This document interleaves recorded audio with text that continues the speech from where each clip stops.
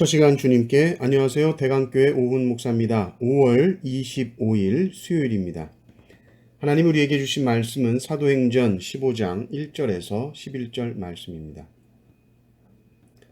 어떤 사람들이 유대로부터 내려와서 형제들을 가르치되 너희가 모세의 법대로 할례를 받지 아니하면 능히 구원을 받지 못하리라 하니 바울 및 바나바와 그들 사이에 적지 아니한 다툼과 변론이 일어난지라.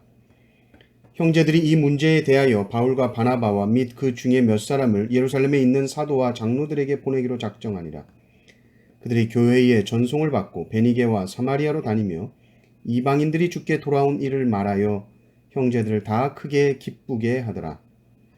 예루살렘에 이르러 교회와 사도와 장로들에게 영접을 받고 하나님이 자기들과 함께 계셔 행하신 모든 일을 말하며 바리새파 중에 어떤 믿는 사람들이 일어나 말하되 이방인에게 할례를 행하고 모세 율법을 지키라 명하는 것이 마땅하다 하니라.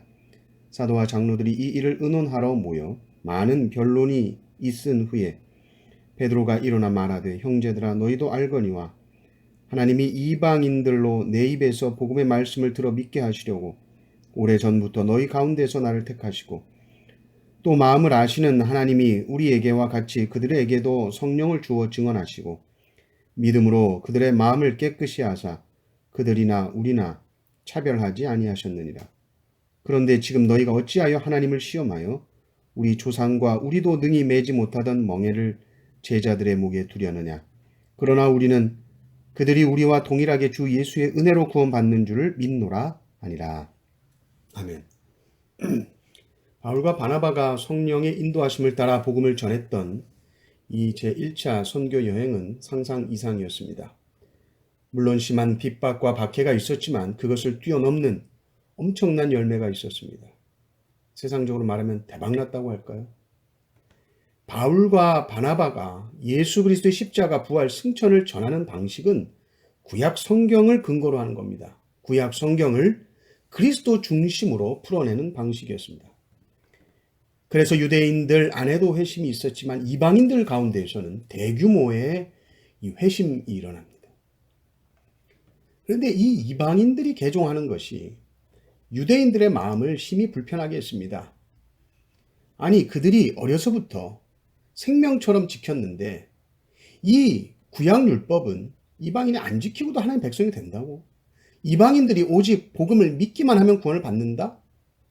거리끼는 거죠. 그래서 모세 하는 이 유대 그리스도인들은 안디옥에서 돌아온 바울과 바나바에게 도발을 하는 겁니다. 1절을 보면 자기들이 가르친답시고 이제 막 회심한 이방인들에게 가서 모세의 법대로 할례를 받지 아니하면 능히 구원을 받지 못하리라 이렇게 말하는 거예요. 할례 받았어요? 할례 받았어요? 할례가 뭔지 알아요? 물어보고 다니는 거예요. 할례 잘 모르는데 할례를 모르면 어떡해요? 이게 하나님의 백성의 표지인데 할례 안 받으면 구원 못 받는 거예요. 예수 믿어야 되는 거 알겠지만 그거 더하기 할례를 받아야 됩니다. 바울과 바나바 귀에 이 이야기가 들렸겠죠. 난리가 난 겁니다. 그 사람들하고 다툼과 변론이 일어났다 이렇게 나옵니다. 그래서 이 안디옥 교회 안에 생긴 이 문제를 해결하기 위해서 바울과 바나바 또 몇 사람을 예루살렘으로 보내게 되는 것입니다.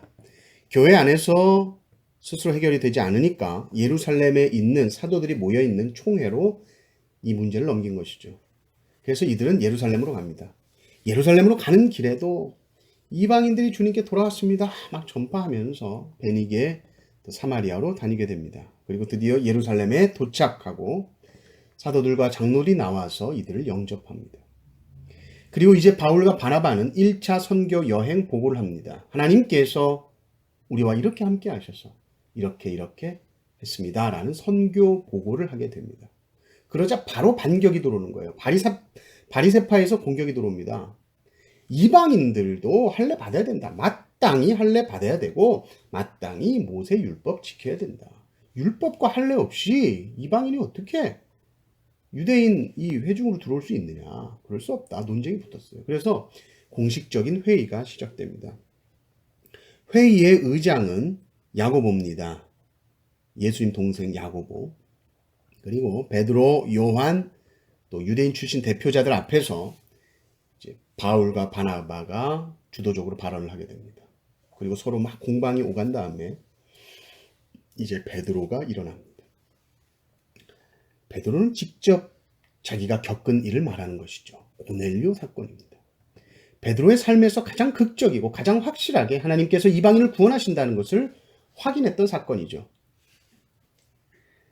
사도들, 장로들이 많지만 하나님께서 특별히 나를 선택하셔서 나 베드로를 그 이방인 고넬료에게 보내셨다.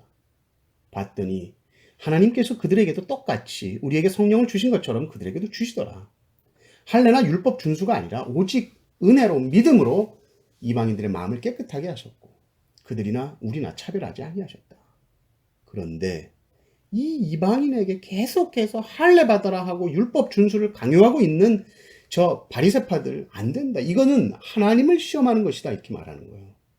하나님이 지금까지 주권적으로 그렇게 구원 역사를 이루어 가고 계시는데 지금 하나님의 행하심에 대해서 부정하는 것 아니냐. 하나님을 시험하는 것이다.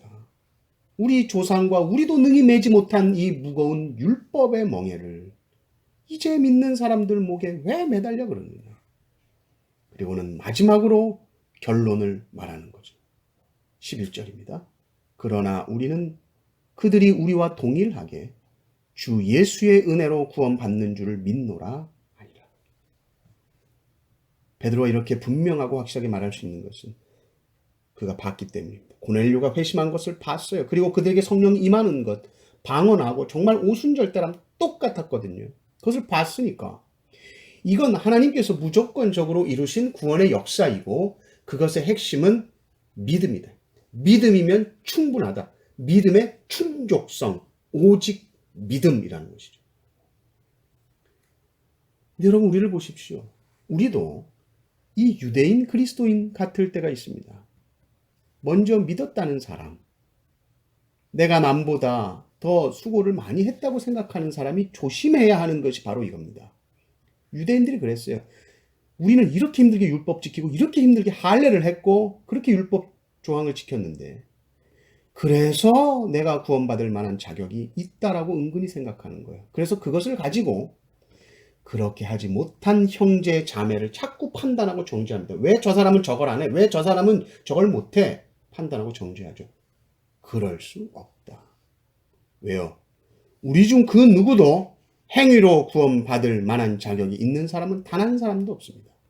우리의 구원은 오직 은혜인 줄 믿습니다. 나나 저 사람이나 모든 성도들 다 똑같아요. 어떤 사람도 행위로 구원받지 못하기 때문에 행위를 자랑할 수 없습니다. 다 은혜입니다. 그리고 이 은혜를 깨달아야 우리 안에 차별이 사라집니다. 우리 안에 높고 낮음이 없어집니다. 우리 안에 잘났고 못났고가 사라집니다. 모든 편견, 선입견이 사라집니다.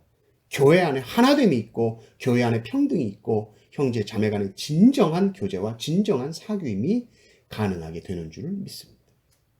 오직 은혜로 구원받는 이 진리를 더 깊이 묵상하고 깨닫는 하루 되시기를 주님의 이름으로 축원합니다.